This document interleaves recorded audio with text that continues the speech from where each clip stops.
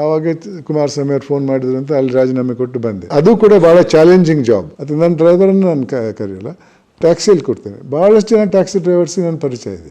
ಅದು I am very happy with. ಭಾಳ ವರ್ಷ ಪ್ರಾಕ್ಟೀಸ್ ಮಾಡಿ ಮತ್ತೆ ನ್ಯಾಯಾಧೀಶನಾದವ. ನಮ್ಮಲ್ಲಿ ಒಂಥರದ ಫೀಲಿಂಗ್ಸ್ ಬರ್ತವೆ. ಅಲ್ಲಿ ಸೆಕ್ಯೂರಿಟಿ ಗೇಟ್ ಹತ್ರ ಹೋಗ್ಬೇಕಾದ್ರೆ ನಾವು ID ಕಾರ್ಡ್ ಕೊಡಬೇಕಲ್ಲ.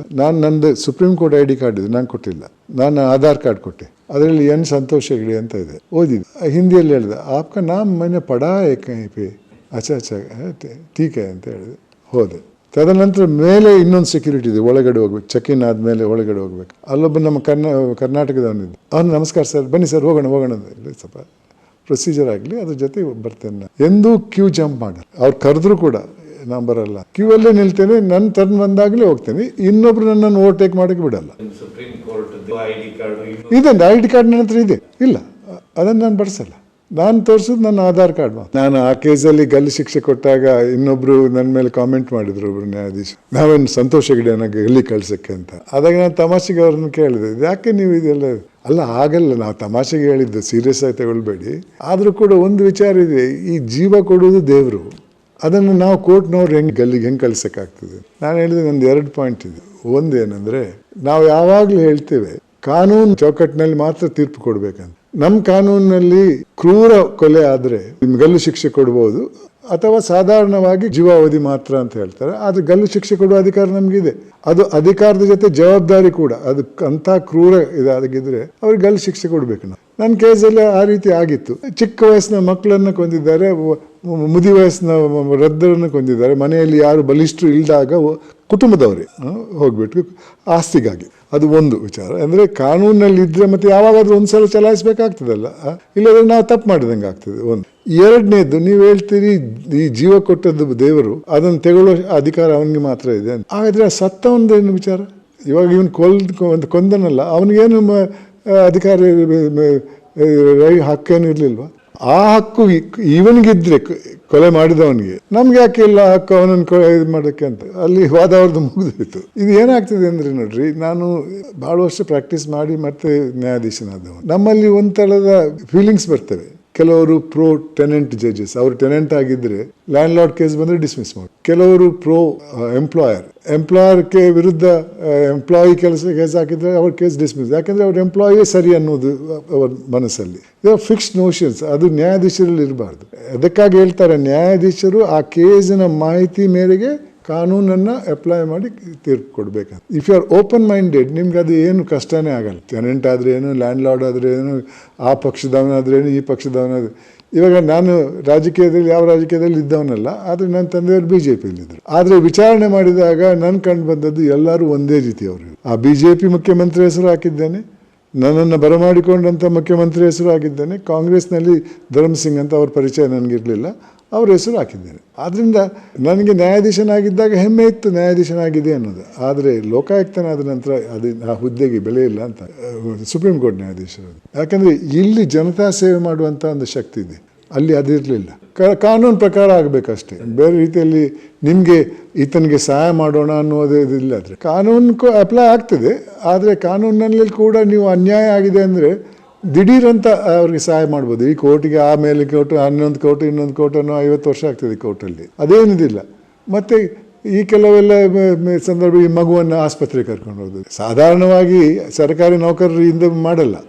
ಆಗ್ಲಪ್ಪ ನಾನು ಇನ್ನೊಂದು ಆಸ್ಪತ್ರೆಗೆ ಕಳಿಸ್ತೇನೆ ಅಂತ ಬೋರಿಂಗ್ ಆಸ್ಪತ್ರೆಗೆ, ವಿಕ್ಟೋರಿಯಾಗೆ ಒಂದು ಲೆಟ್ರ್ ಕೊಟ್ಟು ಕಳಿಸೋದು. ಇದಂಗಲ್ಲ. ಇಲ್ಲ, ಇವರ ಪರಿಚಯ ಇದೆ ಈ ಆಸ್ಪತ್ರೆ, ಈ ಮಗುವಿಗೆ ಒಂದು ಸಹಾಯ ಆಗ, ಅಲ್ಲಿ ಅವ್ರಿಗೆ ಫೋನ್ ಮಾಡಿಬಿಟ್ಟು ದಯವಿಟ್ಟು ಒಂದು ಮಾಡಿಕೊಡಿ. ಅವ್ರ ಮಣಿಪಾಲ್ ಆಸ್ಪತ್ರೆ ಪರಿಚಯ ನನಗಿತ್ತು, ನಾನು ಅಲ್ಲಿ ಹೋಗ್ತಾ ಇದ್ದೆ ಚಿಕಿತ್ಸೆಗೆ. ಸೊ ಮಾಡಿಕೊಟ್ರು. ನಾನು ಹೇಳಿದೆ 2 ಗಂಟೆಯಿಂದ 5 ಗಂಟೆವರೆಗೆ ಇವ್ರದ್ದು ಕೆಲಸ, ಯಾರು ಬಂದರೂ ಕೂಡ ಬರ್ಬೋದು. ಅವ್ರನ್ನ CCTV ಕ್ಯಾಮ್ರಾ ಹಾಕಿದ್ದೆ. ಆ ಜವಾನ್ಗೆ ಹೇಳ್ತಾ ಇದ್ದೆ, ಯಾರು ಮೊದಲು ಬಂದರೂ ಅವ್ರನ್ನ ಬಿಡಬೇಕು. ಎಷ್ಟು ದೊಡ್ಡ ಮನುಷ್ಯನಾದರೂ ಅಪಾಯಿಂಟ್ಮೆಂಟ್ ಕೊಟ್ಟಿದ್ರೆ ಅವ್ರಿಗೆ ಕೊಡ್ತಾ ಇದೆ, ಯಾರಾಗಲಿ ಅಷ್ಟೇ ಅದೇ ಟೈಮಿಗೆ. ಆದರೆ ಇಲ್ಲೇ ಇದ್ರೆ ಯಾರು ಮೊದಲು ಬರ್ತಾರೋ ಅವ್ರಿಗೆ. 2011ರಲ್ಲಿ ನಾನು ನಿವೃತ್ತನಾದೆ. ಆವಾಗ ಈ ಒಂದು ಕಿಚ್ಚು ನನ್ನಲ್ಲಿತ್ತು, ಈ ಸಾಮಾಜಿಕ ಬದಲಾವಣೆ ತರಬೇಕನ್ನೋ. ಅದೇ ಸಮಯದಲ್ಲಿ ಭ್ರಷ್ಟಾಚಾರದ ವಿರುದ್ಧ ಸಾರ್ವಜನಿಕರ ಒಂದು ಸಂಸ್ಥೆ, ಅದು ಯಾವುದೇ ರಾಜಕೀಯಕ್ಕೆ ಸೇರಿದ್ದಲ್ಲ, ಸಾರ್ವಜನಿಕರ ಒಂದು ಸಂಸ್ಥೆ ಹುಟ್ಟಿತ್ತು, ಇಂಡಿಯಾ ಅಗೇನ್ಸ್ಟ್ ಕರಪ್ಷನ್ ಅನ್ನೋ ಒಂದು ಸಂಸ್ಥೆ. ಅಣ್ಣಾ ಹಜಾರೆ ಅವರು ಒಬ್ಬರು ಮಿಲಿಟರಿಯಲ್ಲಿ ಡ್ರೈವರ್ ಆಗಿದ್ದು. ಅವರ ಗ್ರಾಮದಲ್ಲಿ ಶುರು ಮಾಡಿದಂಥ ಇದನ್ನು ಮುಂದುವರಿಸ್ಕೊಂಡು ಅದೊಂದು ಅಖಿಲ ಭಾರತ ಪ್ರತಿಭಟನೆಯಾಗಿ ಬಂತು. ನಾನು ನಿವೃತ್ತನಾಗಿದ್ದಾಗ ನನ್ನ ಹತ್ರ ಬಂದರು, ನಿಮಗೆ ಮಾಹಿತಿ ಇದೆ ಇದ್ರ ಬಗ್ಗೆ, ನೀವು ಸ್ವಲ್ಪ ನಮ್ಮ ಜೊತೆ ಸೇರಬೇಕಂತ. ಒಪ್ಕೊಂಡೆ, ಹೋದೆ. ಭಾಳಷ್ಟು ಜಾಗಕ್ಕೆ ಭಾರತದಲ್ಲಿ ಬೇರೆ ಬೇರೆ ಕಡೆ ಹೋಗಿ ಭಾಷಣ ಮಾಡಿದೆ, ನನ್ನ ಅನುಭವಗಳನ್ನು ಅವ್ರು ತಿಳಿಸಿದೆ, ಯಾವ ರೀತಿ ಭ್ರಷ್ಟಾಚಾರದಿಂದ ಜನರಿಗೆ ಅನ್ಯಾಯ ಆಗ್ತಾ ಇದೆ ಅಂತ. ಸುಮಾರು 2012ರಲ್ಲಿ ಭಾಳಷ್ಟು ಅದಕ್ಕೆ ಸಪೋರ್ಟ್ ಬಂತು ಜನರದ್ದು. ಆದರೆ ದಿಢೀರ್ ಅಂತ ಒಂದು ಭಾಗ ರಾಜಕೀಯಕ್ಕೆ ಸೇರ್ತು. ಅರವಿಂದ್ ಕೇಜ್ರಿವಾಲ್ ಇವರೆಲ್ಲ ಆಮ್ ಆದ್ಮಿ ಪಾರ್ಟಿ ಅಂತ ಮಾಡಿದರು. ನನ್ನನ್ನು ಕೂಡ ಕರೆದ್ರು.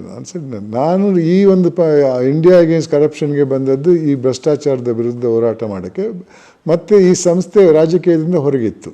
ಇನ್ನು ನೀವೇ ರಾಜಕೀಯಕ್ಕೆ ಸೇರೋದಿದ್ರೆ ನಾನು ಇದರಲ್ಲಿ ಸೇರಲ್ಲ ಅಂತ ಅವ್ರ ಜೊತೆನೂ ಬಿಟ್ಬಿಟ್ಟೆ, ಅಣ್ಣಾ ಹಜಾರೆ ಅವರನ್ನು ಬಿಟ್ಬಿಟ್ಟೆ, ನಾನು ದೂರ ಉಳ್ಕೊಂಡೆ.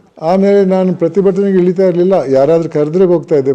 ಫಾರ್ ಎಕ್ಸಾಂಪಲ್, ನಮ್ಮ ಬಳ್ಳಾರಿ ರೋಡಲ್ಲಿ ಒಂದು ಸ್ಟೀಲ್ ಬ್ರಿಡ್ಜ್ ಹಾಕಬೇಕಂತ ಸರ್ಕಾರ ದುಡ್ಡು ತಗೊಂಡು ಮಾಡಬೇಕಂತಿದ್ರು, ಅದರ ವಿರುದ್ಧ ಪ್ರತಿಭಟನೆ ನಡೆಯಿತು, ನಾನು ಹೋಗಿದ್ದೆ. ಆ ರೀತಿ ಕೆಲವು ಪ್ರತಿಭಟನೆಯನ್ನು ನಾನು ಭಾಗವಹಿಸಿದ್ದೇನೆ. ಆದರೆ ಯಾವ ಸಂಸ್ಥೆಗೂ ನಾನು ಸೇರಿಲ್ಲ, ಸದಸ್ಯನಾಗಿರಲಿಲ್ಲ. ಅದು ಒಂದು ಇಂಡಿಯಾ ಅಗೇನ್ಸ್ಟ್ ಕರಪ್ಷನ್ ಮಾತ್ರ ಇದ್ದದ್ದು, ಅದರಲ್ಲಿ ರಾಜೀನಾಮೆ ಕೊಟ್ಟು ಬಂದೆ. ಇವಾಗಂತೂ 2 ವರ್ಷದಿಂದ ಏನೂ ಆಗ್ತಾ ಇಲ್ಲ. ಅದರಿಂದಾಗಿ ನಾನೇನು, ನೀವೊಂದು ವೇಳೆ supreme court justice of India ಇದು ಆಗಿ ಅಲ್ಲಿಂದ ನೇರವಾಗಿ ರಿಟೈರ್ಡ್ ಆಗಿದ್ರಿ, ಇದೆಲ್ಲ ನಿಮ್ಗೆ ಗೊತ್ತೂ ಆಗ್ತಿರ್ಲಿಲ್ಲ, ಖಂಡಿತ ಇಲ್ಲ. ಯಾಕಂದ್ರೆ ನಾನು ನೋಡಿದ್ದೇನೆ, ನನ್ನ ತಂದೆಯವರು ಕೂಡ ನನಗೇನೆ ಅಲ್ಲಿ ಅವರನ್ನು ಸೂಪರ್ಸೀಡ್ ಮಾಡಿದ್ರು. ಅವರು ಭಾರತದ ಮುಖ್ಯ ನ್ಯಾಯಾಧೀಶರಾಗಬೇಕಾಗಿತ್ತು. ಅವರು ಮತ್ತು ಇನ್ನಿಬ್ಬರನ್ನು ಇಂದಿರಾ ಗಾಂಧಿ ಅವರು ಸೂಪರ್ಸೀಡ್ ಮಾಡಿ 4ನೇ ಅವರನ್ನು ಮಾಡಿದರು. ಆವಾಗ 3 ಜನ ರಾಜೀನಾಮೆ ಕೊಟ್ಟು ಬಂದರು. ಅದೊಂದು ಕಿಚ್ಚಿತ್ತು ಅವರಲ್ಲಿ. 73ರಲ್ಲಿ ರಾಜೀನಾಮೆ ಕೊಟ್ಟು ಬಂದದ್ದು. 77ರಲ್ಲಿ ಭಾರತ ದೇಶದಲ್ಲಿ ಚುನಾವಣೆ ಆಯಿತು. ಆವಾಗ ಜನತಾ ಪಾರ್ಟಿಯವರು ನೀವು ಚುನಾವಣೆಗೆ ನಿಲ್ತೀರಾ ಅಂತ ಕೇಳಿದ್ರು. ನಿಲ್ತೇನೆ ಅಂತ ಹೇಳಿದ್ರು ನನ್ನ ತಂದೆಯವರು, ಹನುಮಂತಯ್ಯನವ್ರ ವಿರುದ್ಧ. ಆವಾಗ ಅವ್ರು ಭಾಳ ಪಾಪ್ಯುಲರ್ ಆಗಿದ್ದರು. ಅವರನ್ನು ಸುಮಾರು 52,000 ಓಟಿಂದ ಸೋಲಿಸಿದ್ರು. ಅವರು ಸ್ವಲ್ಪ ನನಗೆ ಇಲ್ಲದ್ರೆ ಅವ್ರು ರಿಟೈರ್ ಆಗ್ತಾ ಇದ್ರು, ಅವ್ರು ಏನು ಮಾಡ್ತಾ ಇರಲಿಲ್ಲ, ಮನೆಯಲ್ಲಿ ಇರ್ತಾಯಿದ್ರು. ಅದು ಒಂದು ಸಾಧಾರಣವಾಗಿ ನ್ಯಾಯಾಧೀಶರುಗಳ ಪ್ರಾಕ್ಟೀಸ್ ಆಗಿದೆ. ನಾನು ಈ 5 ವರ್ಷದ ಅನುಭವದಲ್ಲಿ ನಾನು ಮರ್ತು ಬಿಟ್ಟಿದ್ದೆ ನಾನೊಬ್ಬ ನ್ಯಾಯಾಧೀಶನಾಗಿದೆ ಅಂತ. ಯಾವ ಇದರಲ್ಲೂ ಕೂಡ ನಾನು ಹೋಗ್ತಾ ಇದ್ದೆ. ಖಂಡಿತ ಇಲ್ಲ. ನಾನು ಅಂಥ ಹೋರಾಟಕ್ಕೆ ಹೋದವನು ಜೈಲಿಗೆ ಹೋಗೋಕ್ಕೂ ರೆಡಿ ಆಗಿರಬೇಕಾಗ್ತದೆ. ಕೆಲವು ಸಲ ಪೊಲೀಸ್ನವರು ಅರೆಸ್ಟ್ ಮಾಡ್ಕೊಂಡು ಹೋಗ್ತಾರಲ್ಲ, ಅದಕ್ಕೆ ತಯಾರಿದ್ದೆ ನಾನು. ಯಾಕಂದರೆ ನಾನು ಕಂಡ ಅನ್ಯಾಯ ಮಿಕ್ಕಿದವ್ರು ನೋಡೋಕ್ಕಿರಕ್ಕಿಲ್ಲ. ಇಲ್ಲ, ನಾವು ಬೇಕಾದರೆ ಏರ್ಪೋರ್ಟಿಗೆ ಹೋಗಬೇಕಾದ್ರೆ ಹೈಕೋರ್ಟ್ ಕಾರ್ ಕೇಳ್ಬೋದು. ಹೈಕೋರ್ಟ್ ಪ್ರೋಟೋಕಾಲ್ ಆಫೀಸರ್ ಬರ್ತಾರೆ, ಅಲ್ಲಿ ಹೋಗಿ ಸೆಕ್ಯೂರಿಟಿಯಲ್ಲಿ ನಮ್ಮನ್ನು ಬೇಗನೆ ಕರ್ಕೊಂಡು ಹೋಗೋಂಗೆ ಮಾಡ್ತಾರೆ, ಮತ್ತು ಚೆಕ್ ಇನ್ ಮಾಡ್ತಾರೆ, ಅವರೇ ಮಾಡ್ತಾರೆ. ನಾನಾದರೆ ಯಾವುದನ್ನು ತಗೊಂಡಿಲ್ಲ, ಯಾರನ್ನು ಒಂದು ಸಲ ಕೂಡ ನಾನು ಬಳಸಿಲ್ಲ. ಆಕಸ್ಮಿಕ ಅಲ್ಲಿ ಬಿದ್ದವ್ರು ಬರ್ತೇನೆ ಅಂತ ಹೇಳಿದ್ರೆ ಬೆನ್ನು ತಟ್ಟಿ ಬೇಡಪ್ಪ ನೀವು ಬರಬೇಡಿ ಅಂತ ಹೇಳಿ. ಮತ್ತು ಎಲ್ಲೂ ಕೂಡ ನಾನು ಇವಾಗ ನನ್ನ ಲೆಟರ್ ಪ್ಯಾಡಲ್ಲಿ, ವಿಸಿಟಿಂಗ್ ಕಾರ್ಡಲ್ಲಿ ನಾನು ಜಸ್ಟಿಸ್ ಅಂತ ಹಾಕಲ್ಲ. N Santosh Hegde, retired judge supreme court. ನಾನು ಜಸ್ಟಿಸ್ ಅಂತ ಹಾಕಲ್ಲ, ಯಾಕಂದರೆ ಅದು ನ್ಯಾಯಾಧೀಶನಾಗಿದ್ದಾಗ ಬಳಸ್ಬೋದು, ತದನಂತರ ಇಲ್ಲ ಅನ್ನೋದು ನನ್ನ ಅನಿಸಿಕೆ. ಮಿಕ್ಕಿದವರೆಲ್ಲ ಆಗ್ತಾರೆ, ನನ್ನ ತಂದೆಯವರು ಆಗ್ತಾಯಿದ್ರು, ಅದು ನಾನು ಆಗ್ತಾಯಿಲ್ಲ. ನಾನು ನ್ಯಾಯಾಧೀಶನಂತ ಯಾರ ಹತ್ರನೂ ಹೇಳಲ್ಲ. ಆದರೆ ಒಬ್ಬ ಲೋಕಾಯುಕ್ತನಾಗಿ ಇವತ್ತೂ ಕೂಡ ನೋಡಿ, ನಾನು 2 ವರ್ಷದ ಹಿಂದೆ ವಾರಕ್ಕೆ 2 ಸಲ ಏರ್ಪೋರ್ಟಲ್ಲಿ ಹೋಗ್ತಾ ಇದ್ದೇನೆ ಹೇಳಿದಲ್ಲ. ಮೊದಲನೇ ಸಲ ಮಂಗಳೂರಿಗೆ ಹೋಗ್ಬೇಕಾಗಿ ಬಂತು. 2 ವರ್ಷದಲ್ಲಿ ಮೊದಲನೇ ಸಲ ಏರ್ಪೋರ್ಟಿಗೆ ಹೋಗೋದು, ಮೊದಲನೇ ಸಲ ಪ್ಲೇನಲ್ಲಿ ಹೋಗೋದು. ನನ್ನ ಜೊತೆ ಇನ್ನಿಬ್ಬರು, ನನ್ನ ಫ್ರೆಂಡ್ ಒಬ್ಬರು, ಅವ್ರ ಪತ್ನಿ, ನನ್ನ ಮಿಸ್ಸಸ್, ನಾವು 4 ಜನ ಹೋಗ್ತಾಯಿದ್ವಿ. ಅಲ್ಲಿ ಗಾಡಿಯಿಂದ ಇಳಿದ ತಕ್ಷಣ ಒಬ್ಬ ಪೋರ್ಟರ್ ಇದ್ದ, ನಮ್ಮ ಹತ್ರ ದೊಡ್ಡ ಬ್ಯಾಗ್ ಇತ್ತು. ಆ ಪೋರ್ಟ್ರನ್ನು ಕರೆದು ಅದು ಗಾಡೀಲಿ ತಗೊಂಡು ಬಾಪ ಅಂತ ಹೋಗ್ತಾ. ಅವನು ಹೇಳಿದೆ, ಸರ್ ನಿಮ್ಮನ್ನೆಲ್ಲೋ ನೋಡಿದ್ದೇನೆ ನಾನು ಅಂತ. ಹೌದೇನಪ್ಪ ಅಂತ ನಕ್ಬಿಟ್ಟೆ ಅಷ್ಟೇ, ನಾನು ಯಾರಂತ ಹೇಳಲಿಲ್ಲ. ಅಲ್ಲಿ ಸೆಕ್ಯೂರಿಟಿ ಗೇಟ್ ಹತ್ರ ಹೋಗ್ಬೇಕಾದ್ರೆ ನಾವು ID ಕಾರ್ಡ್ ಕೊಡಬೇಕಲ್ಲ. ನಂದು ಸುಪ್ರೀಂ ಕೋರ್ಟ್ ID ಕಾರ್ಡ್ ಇದೆ, ನಾನು ಕೊಟ್ಟಿಲ್ಲ. ನಾನು ಆಧಾರ್ ಕಾರ್ಡ್ ಕೊಟ್ಟೆ. ಅದರಲ್ಲಿ ಎನ್ ಸಂತೋಷ್ ಹೆಗ್ಡೆ ಅಂತ ಇದೆ, ಓದಿದೆ. ಹಿಂದಿಯಲ್ಲಿ ಹೇಳಿದೆ, ಆಪ್ಕ ನಾಮ್ ಮನೆ ಪಡಾ ಪೇ ಅಚ್ಚಾ ಟೀಕೆ ಅಂತ ಹೇಳಿದೆ. ಹೋದೆ. ತದನಂತರ ಮೇಲೆ ಇನ್ನೊಂದು ಸೆಕ್ಯೂರಿಟಿ ಇದೆ, ಒಳಗಡೆ ಹೋಗ್ಬೇಕು. ಚೆಕ್ ಇನ್ ಆದಮೇಲೆ ಒಳಗಡೆ ಹೋಗ್ಬೇಕು. ಅಲ್ಲೊಬ್ಬ ನಮ್ಮ ಕರ್ನಾಟಕದವನಿದ್ದು. ಅವನು, ನಮಸ್ಕಾರ ಸರ್, ಬನ್ನಿ ಸರ್ ಹೋಗೋಣ ಇಲ್ಲ ಸ್ವಲ್ಪ ಪ್ರೊಸೀಜರ್ ಆಗಲಿ, ಅದ್ರ ಜೊತೆ ಬರ್ತೇನೆ ನಾನು. ಇದೇನು ತೋರಿಸ್ಕೊಡ್ತಾ ಇದೆ, ನನ್ನ 5 ವರ್ಷದ ಅವಧಿಯಲ್ಲಿ ಎಷ್ಟು ಜನ ನನ್ನನ್ನು ಗುರುತಿಸ್ತಾರೆ ಇವತ್ತು ಕೂಡ. ಎಷ್ಟೊಂದು ಹೆಮ್ಮೆ ಆಗ್ತದೆ. ದರ್ಪದ ಹೆಮ್ಮೆ ಅಲ್ಲ. ದರ್ಪದ ಹೆಮ್ಮೆ ಆದರೆ ನಾನು ಪ್ರೋಟೋಕಾಲ್ ನಾನು ಕರಿತಾ ಇದ್ದೆ ಹೈಕೋರ್ಟಿಂದ, ಬನ್ನಿ ನನ್ನನ್ನು ಕರ್ಕೊಂಡು ಹೋಗಿ ಅಂತ. ಅಲ್ಲೂ ಮಂಗಳೂರಲ್ಲಿ ನಾನು ಡಿಸ್ಟ್ರಿಕ್ಟ್ ಜಡ್ಜಿಗೆ ಮೆಸೇಜ್ ಕಳಿಸ್ಬೋದು, ಅವರು ಒಂದು ಕಾರ್ ಕಳಿಸ್ತಾರೆ, ನಾನು ಕೊಡಬೇಕು ಅದಕ್ಕೆ ಅಮೌಂಟು. ಬಟ್ ಆ ಫೆಸಿಲಿಟಿ ಇದೆ ನಮಗೆ. ನಾನು ಎಲ್ಲೂ ಬಳಸಲ್ಲ, ಎಂದೂ ಕ್ಯೂ ಜಂಪ್ ಮಾಡಲ್ಲ. ಅವ್ರು ಕರೆದ್ರೂ ಕೂಡ ನಾನು ಬರಲ್ಲ ಅಂತ ಕ್ಯೂ ಅಲ್ಲೇ ನಿಲ್ತೇನೆ. ನನ್ನ ಟರ್ನ್ ಬಂದಾಗಲೇ ಹೋಗ್ತೇನೆ. ಇನ್ನೊಬ್ರು ನನ್ನನ್ನು ಓವರ್ಟೇಕ್ ಮಾಡೋಕ್ಕೆ ಬಿಡಲ್ಲ. ಇದೆ ID ಕಾರ್ಡ್ ನನ್ನ ಹತ್ರ ಇದೆ, ಇಲ್ಲ ಅದನ್ನು ನಾನು ಬಳಸಲ್ಲ. ನಾನು ತೋರಿಸೋದು ನನ್ನ ಆಧಾರ್ ಕಾರ್ಡ್ ಮಾತ್ರ. ಅದೇ ನಾನು ಬೇಡ ಅಂತ ಹೇಳಿದೆ ಅಲ್ಲ. ಆಫೀಸ್ ವರ್ಕಿಗೆ ಬೇಕಾದ್ರೆ ಕರೀತಾರೆ, ಅದು ನನಗೆ ನನ್ನ ಸೆಕ್ರೆಟರಿ ಇದೆ, ನಾನು ಪೇಮೆಂಟ್ ಸಂಬಳ ಕೊಡ್ತಾ ಇದ್ದೇನೆ, ಅವ್ರು ಬಂದು ಮಾಡ್ತಾರೆ ನನ್ನ ಕೆಲಸ. ಆದರೆ ಅವರನ್ನು ಕೂಡ ನಾನು ಏರ್ಪೋರ್ಟಿಗೆ ಕಳಿಸಲ್ಲ, ಬರಲ್ಲ, ನಾನು ಬಂದಾಗ ಕರೆಯಲ್ಲ. ನಾನು ನನ್ನ ಡ್ರೈವರನ್ನು ಕರೆಯಲ್ಲ, ನಾನು ಬರುವಾಗ ಲೇಟ್ ಆಗ್ತದೆ ಯಾವಾಗಲೂ. ಯಾಕಂದರೆ ಆವತ್ತಿನ ಕೆಲಸ ಮುಗಿಸಿ ಈವ್ನಿಂಗ್ ಫ್ಲೈಟಲ್ಲಿ ಬರಬೇಕು. ಡೆಲ್ಲಿಯಿಂದ ಮುಂಬೈಯಿಂದ ಬರಬೇಕಾದ್ರೆ ರಾತ್ರಿ ಇಲ್ಲಿ ಬರುವಾಗ 9-9:30 ಆಗ್ತದೆ. ಅದು ನನ್ನ ಡ್ರೈವರನ್ನು ನಾನು ಕರೆಯಲ್ಲ, ಟ್ಯಾಕ್ಸಿಯಲ್ಲಿ ಕೊಡ್ತೇನೆ. ಭಾಳಷ್ಟು ಜನ ಟ್ಯಾಕ್ಸಿ ಡ್ರೈವರ್ಸ್ಗೆ ನನ್ನ ಪರಿಚಯ ಇದೆ. ಅದು I am very happy with. ನೋಡ್ರಿ, ನಾನು ಭಾಳಷ್ಟು ಸಂಪಾದನೆ ಮಾಡಿದ್ದೆ, ಆದರೆ ಏನನ್ನೂ ಉಳಿಸ್ಕೊಂಡಿರಲಿಲ್ಲ. ನಾನು ನನ್ನ ಪತ್ನಿಗೆ ಪ್ರತಿ ವರ್ಷ 2 ಸಲ ಫಾರಿನ್ಗೆ ಹೋಗ್ತಾರೆ. ಭೂಲೋಕದಲ್ಲಿ ನೋಡದ ದೇಶ ಭಾಳ ಕಮ್ಮಿ. ಅದು ಒಂದು ದೇಶ ನನಗೆ ನೋಡಬೇಕಾಗಿತ್ತು, ಆಗಲಿಲ್ಲ, ಅದು ರಷ್ಯಾ. ಆವಾಗ ನನ್ನ ಅಣ್ಣ ಇಂಡಿಯನ್ ಎಂಬಸಿಯಲ್ಲಿ ನೇವಲ್ ಅಟ್ಯಾಚಿ ಆಗಿದ್ದ. ನಾನು ಅಮೆರಿಕ ಹೋದಾಗ ಒಂದ್ಸಲ ಅವನಿಗೆ ಹೇಳಿದೆ ನಾನು ಮಾಸ್ಕೋ ಬರ್ತೇನೆ ಅಂತ. ಆಗ ಅವನು ಹೇಳಿದ, ನಾನು ನನ್ನ ಪತ್ನಿ ಲಂಡನ್ಗೆ ಹೋಗ್ತಾ ಇದ್ದೆ ಕಾರಲ್ಲಿ ಮಾಸ್ಕೋದಿಂದ.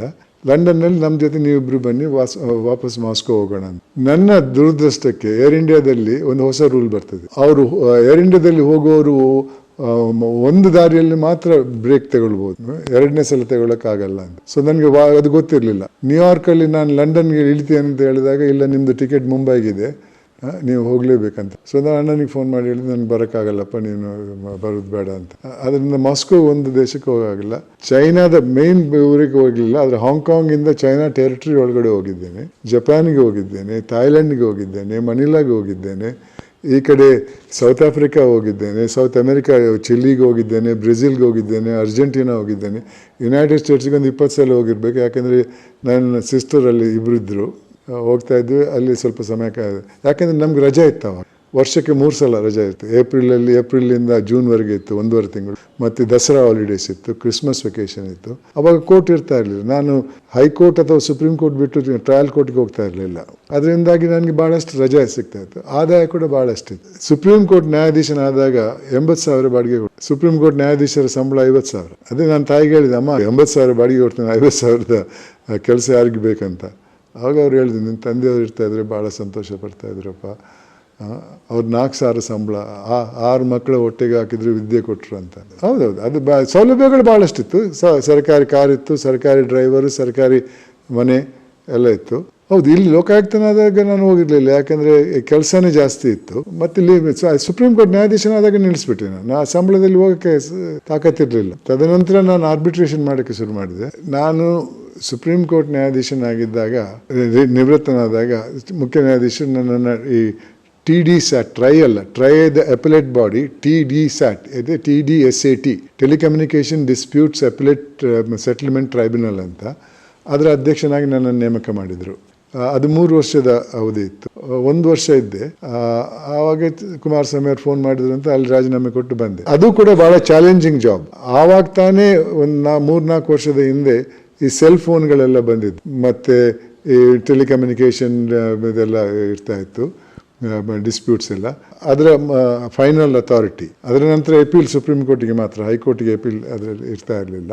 ಅದರ ಅಧ್ಯಕ್ಷನಾಗಿದ್ದೆ. 2 ಸದಸ್ಯರು ಬೇರೆ ಇದ್ದರು, 3 ಜನ ಸದಸ್ಯರ ಇದು. ಅದು ಒಂದು ಭಾಳ ಚಾಲೆಂಜಿಂಗ್ ಜಾಬ್, ಯಾಕಂದರೆ ಹೊಸದಾಗಿತ್ತು. ಅದು ಡಿಸ್ಪ್ಯೂಟ್ಸ್ಗಳು ಭಾಳ ಇರ್ತಾ ಇದ್ದವು. ಸರ್ವಿಸ್ ಪ್ರೊವೈಡರ್ಸ್ ಅಂಥದ್ದೆಲ್ಲ ಅವ್ರ ನಡುವೆ ಡಿಸ್ಪ್ಯೂಟ್ಸ್ ಇರ್ತಾ ಇತ್ತು, ಅವರ ನಡುವೆ ಮತ್ತು ಸರ್ಕಾರದ ನಡುವೆ ಡಿಸ್ಪ್ಯೂಟ್ಸ್ ಇರ್ತಾ ಇತ್ತು. ಅಮೆರಿಕದಲ್ಲಿದ್ದದ್ದು, ಈಗ ಇಲ್ಲಿ ಬರಲಿಲ್ಲ. ಅದು ಫೋನಿದ್ದು ಮಾತ್ರ. ತದನಂತರ ಇಂಪ್ರೂವ್ಮೆಂಟ್ ಭಾಳ ಆಗಿದೆ. ಮೊದಲನೇ ಸಲ ಫೋನ್ ಬಂದಾಗ ಅದು ಬರೀ ಒಂದು ಫೋನ್ ಮಾತ್ರ ಇತ್ತಲ್ಲ. ಇವಾಗ ಅದು ಫೋನ್ ಇದೆ, ಪಿಕ್ಚರ್ಸ್ ಇದೆ, ಕಮ್ಯುನಿಕೇಷನ್ಸ್ ಇದೆ, ಬೇರೆ ಬೇರೆ ರೀತಿಯಲ್ಲಿ ಮಲ್ಟಿಪಲ್ ಇದೆ ಅದರಲ್ಲಿ. ಅದರಿಂದಾಗಿ ಅದರ ಡಿಸ್ಪ್ಯೂಟ್ ಜಾಸ್ತಿ ಆಗಿದೆ. ಅದು ನಾನಿದ್ದಾಗ ಭಾಳ ಹೊಸದಾಗಿತ್ತು ಅದು. ಅದರಿಂದ ಚಾಲೆಂಜಿಂಗ್ ಜಾಬ್ ಆಗಿತ್ತು. ಆದರೆ ನಥಿಂಗ್ ಲೈಕ್ ಲೋಕಾಯುಕ್ತ. ಅದು ಕಾನೂನಿನಲ್ಲಿ ಸುಪ್ರೀಂ ಕೋರ್ಟಲ್ಲಿ ಕೂಡ ಇಟ್ ವಾಸ್ ಕ್ವೈಟ್ ಚಾಲೆಂಜಿಂಗ್. ಭಾಳಷ್ಟು ಜನ ಈ ರಾಜ್ಯದವರು ಸುಪ್ರೀಂ ಕೋರ್ಟ್ ನ್ಯಾಯಾಧೀಶರಾಗಿ ರಿಟೈರ್ ಆಗಿದ್ದಾರೆ. ಅವ್ರು ಯಾರಂತ ಗೊತ್ತಿಲ್ಲ. ವೆಂಕಟಾಚಲಯ್ಯನವ್ರು ವಿಚಾರ ಮಾತಾಡ್ತಾರೆ, ನನ್ನ ವಿಚಾರ ಮಾತಾಡ್ತಾರೆ. ಯಾಕಂದರೆ ಈ ಸಂಸ್ಥೆಯಲ್ಲಿ ನಾವು ಮಾಡಿದ ಕೆಲಸವನ್ನು ಪರಿಗಣಿಸಿ ಮಾಡ್ತಾ ಇದ್ದಾರೆ. ಅದೇ ರೀತಿ ನಾನು ಕೂಡ ಇಲ್ಲಿಗೆ ಬರದೇ ಇದ್ದರೆ ನೀವು ನನ್ನನ್ನು ಕರಿತಾ ಇರಲಿಲ್ಲ. ಒಂದು ವಾರದ ಹಿಂದೆ